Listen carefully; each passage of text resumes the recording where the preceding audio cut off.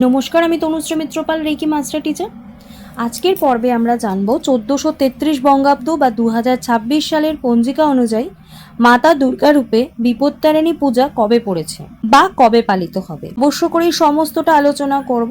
তার আগে প্রত্যেক দিনের মতো আপনাদের যেটা মনে করিয়ে দিই, আমার চ্যানেলে যদি প্রথমবার ভিজিট করেন তাহলে অবশ্য করে চ্যানেলটা সাবস্ক্রাইব করে নেবেন, পাশে যে বেল আইকন রয়েছে সেটা প্রেস করে নেবেন, ভিডিও নোটিফিকেশন সবার আগে আপনার কাছে পৌঁছবে। তো ভালো লাগলে একটা লাইক করবেন এবং কোথা থেকে আমার ভিডিও দেখছেন অবশ্য করে কমেন্টস করে জানাবেন। বিপত্তারিণী ব্রত আষাঢ় মাসে পড়েছে নাকি শ্রাবণ মাসে পড়েছে, এই নিয়ে আমাদের মনে অনেক কৌতূহল রয়েছে। আমাদেরকে সারা বছর ধরে বিভিন্ন বিপদ, বাধা, বিপত্তি থেকে মুক্তি পেতে বিবাহিত মহিলারা মা দুর্গাকে বিপত্তারিণী রূপে পূজা করেন। আষাঢ় মাসের শুক্লা পক্ষের তৃতীয়া থেকে নবমী তিথির মধ্যে কোনো শনিবার ও মঙ্গলবার মা দুর্গাকে মাতা বিপত্তারিণী রূপে পূজা করা হয়। যেহেতু আষাঢ় মাসের শেষের দিকে রথযাত্রা পড়েছে, তাই শ্রাবণ মাসেই মাতা বিপত্তারিণীর ব্রত পড়েছে। পঞ্জিকা অনুসারে বাংলার পয়লা শ্রাবণ 1433 বঙ্গাব্দ, ইংরেজির 18 জুলাই 2026 সাল শনিবার এটি প্রথম দিন বিপত্তারিণীর,